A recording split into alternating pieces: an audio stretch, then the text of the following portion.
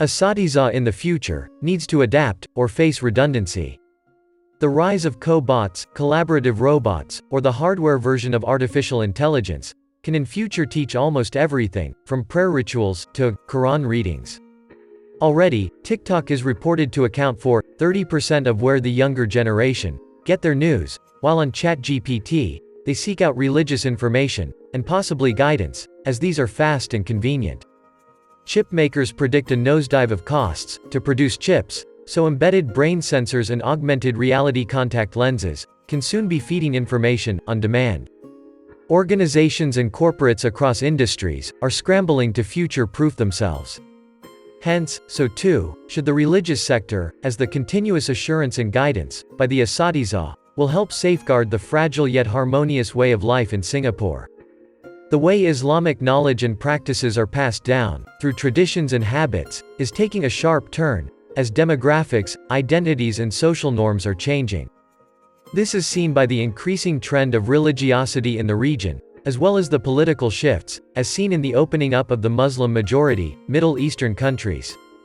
Soon, Asatizah will be questioned about the human body and consciousness, as human cybernetics may no longer be a sci-fi, but a matter of survival, according to Professor Michio, a theoretical physicist and futurist. Key future drivers, captured in various futurist reports like WEC, Arup and IBM's, just alludes to the fact that the Asatizah's future role will be complicated, if not complex, and even chaotic. Let me now storytell a probable scenario of an effective, motivated, and well-respected Asatizah in a thriving religious sector in a future Singapore. This person, let us call him Ustaz Mustaqbal, literally meaning future in Arabic, is born, bred, educated religiously in Singapore, and unlike any Asatizah seen before. His contribution goes beyond the traditional Islamic teaching and into the spheres of social media influencer, chatbot response training, and uses learning analytics and immersive technology in addressing complex, contemporary, societal issues like cybernetic implants and memory storage after death.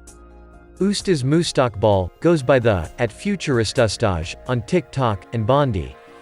Combined, he has amassed over 500,000 followers, from which about 1,500 supports him on Patreon. Daily, he wakes up with an experimental chip on his head that reminds him of the exact verse memorization he was at, and updates him the last 24 hours analytics of his followers' up and down votes on his ChatGPT-trained chatbot. This chatbot mirrors his response for online users with religious queries in a conversational way, non-stop, daily, across the globe. Maintaining an AI chatbot is pricey, costing 4,000 tokens daily, and that is where his supporter base is helping him with, monthly. He then reviews and edits the poorly voted responses, and leverages the upvoted responses for adjacent topics.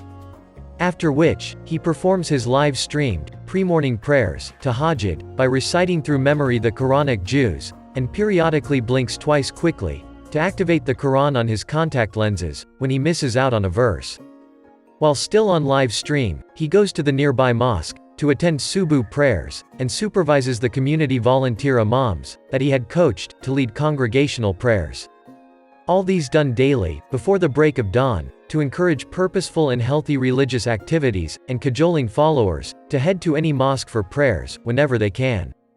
Typically, his religious classes are attended by the hundreds at the mosque, where they are treated with virtual and augmented reality experiences, and at the end, provided with digital summaries to bring home and share, after submitting feedback via the mosque app.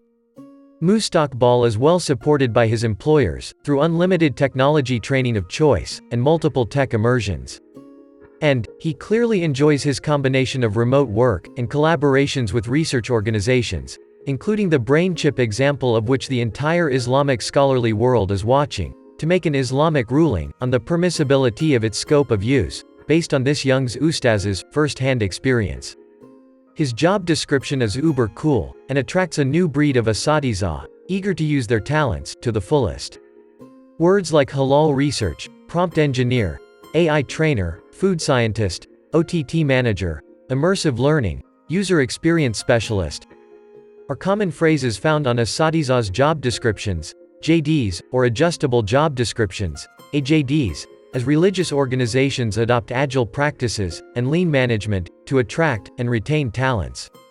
He posts regularly about managing work-faith balance and how he's living his best, soft life in a prime neighborhood's apartment. Soft here does not mean weak or compromising.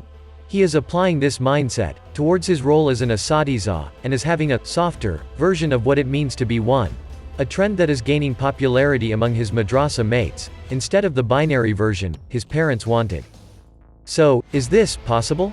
James Davis, a leading expert in employment law, in his latest report on the future of work, forecasts that the coming of the recession generation, characterized by gig economy and unpredictable employment, and emotional plurality, the emerging human state with multiple emotions held at the same time, will give rise to the jobs that are characterized by prefab. Purpose, fair and transparent reward, engagement, flexibility, autonomy and a sense of belonging. His research point to the need for employers to 1. Encourage employee autonomy and flexibility. 2.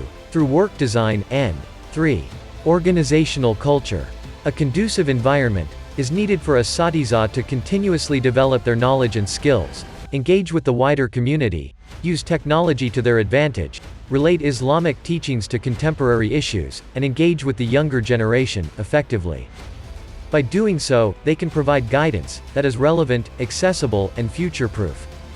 This issue on attracting talent is a global problem, not just a religious one.